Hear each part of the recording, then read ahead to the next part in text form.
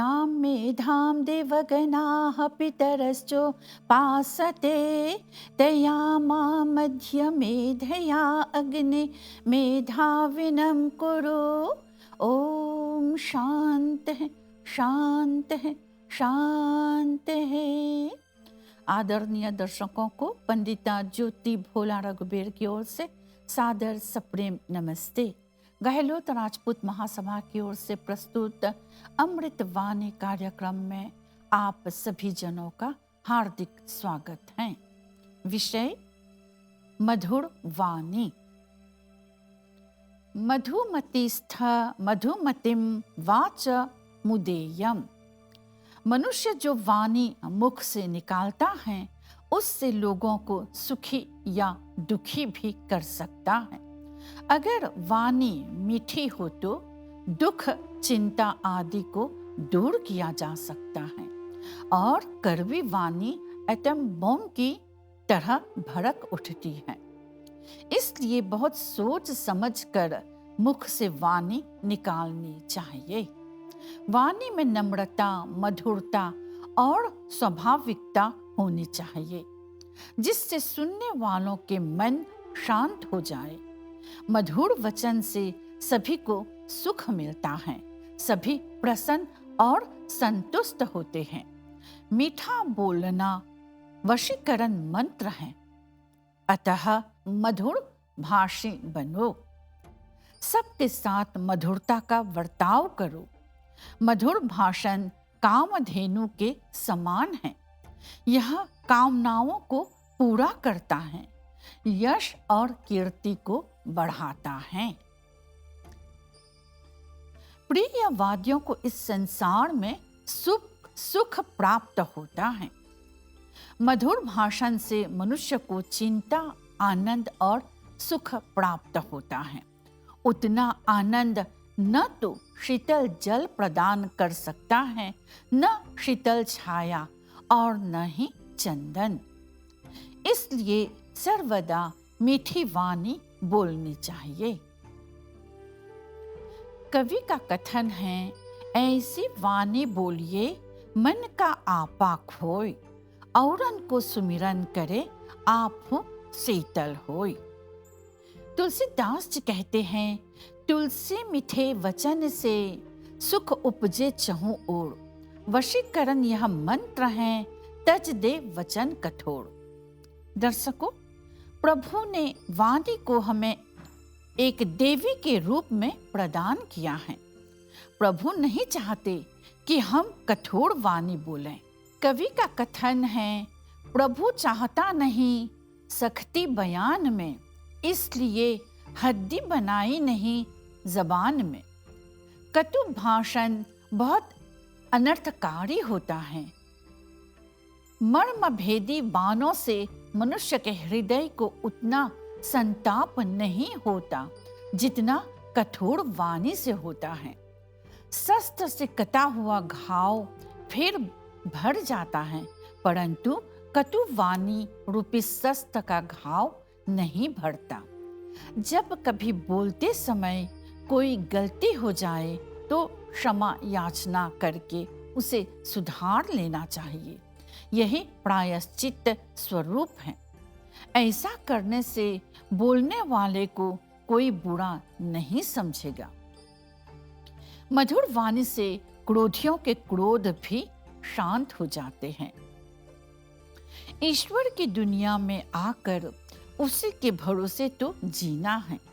हम खाएं, पिएं, कर्म आदि करें तो उस पर दृढ़ विश्वास करना चाहिए।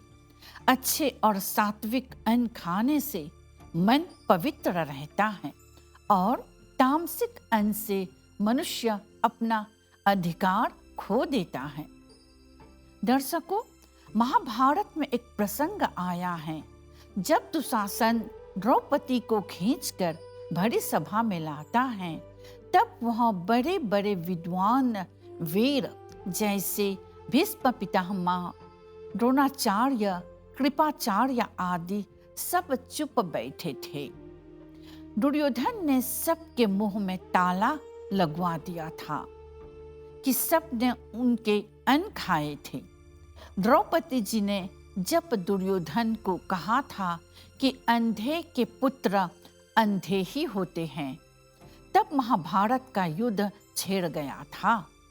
जबकि द्रौपदी ने इस बात को खेल खेल में कहा था।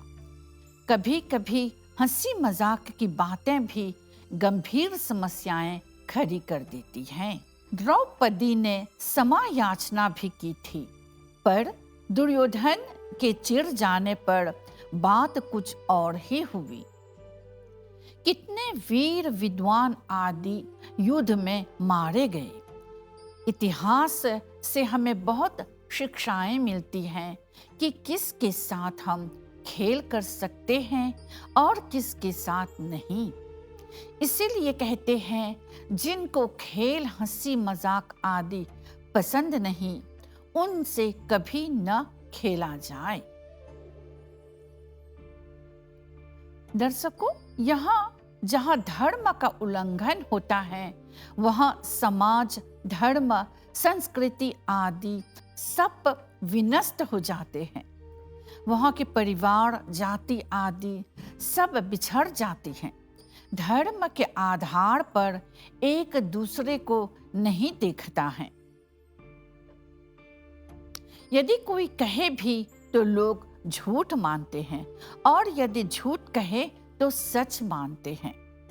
जितने ईश्वर और धर्म से प्रतिकूल बातें करेंगे, उतने लोग प्रसन्न होते हैं और बोलने वाले की प्रशंसा भी करते हैं।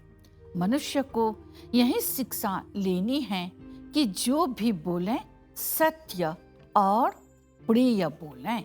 वेद माता के शब्दों में वायु, नदियों और वनस्पतियों मिठास बहाती हैं। रातें और प्रभात मीठी होती हैं। सृष्टि के सारे पदार्थ मधुरता का व्यवहार करते हैं। अतः हम भी मधुरता का व्यवहार करें। सदा सत्य, प्रिय, हितकर और मीठा बोलें। मनु ने कहा है, सत्यम ब्रूयात प्रियम ब्रूयात, न ब्रूयात सत्यम प्रियम। अर्थात सत्य और प्रिय वचन बोलें। जो सत्य अप्रिय है उसे न बोलें। किसी ने क्या खूब कहा है, जुबान से निकली बात और कमान से निकला तीर कभी वापस नहीं होते। इसलिए हमें मीठा बोलना और विनम्र होना चाहिए, ताकि प्रसन्नता बनी रहे। सब जीवों में केवल मनुष्यों को अपनी वाणी से परमात्मा की वाणी, वेद मंत्र बोलने का अधिकार है। यह अधिकार हमको महर्षि स्वामी दयानंद सरस्वती जी ने दिया है। अंत में यही कहना चाहूंगी, जितने हाथ जोड़कर पूजा करते हैं, वे प्रतिदिन अपने घरों में परमात्मा की वाणी, गायत्री मंत्र का उच्चारण अवश्य करें। ध्यान के लिए धन्यवाद। इति ओम शांति शांति शांति।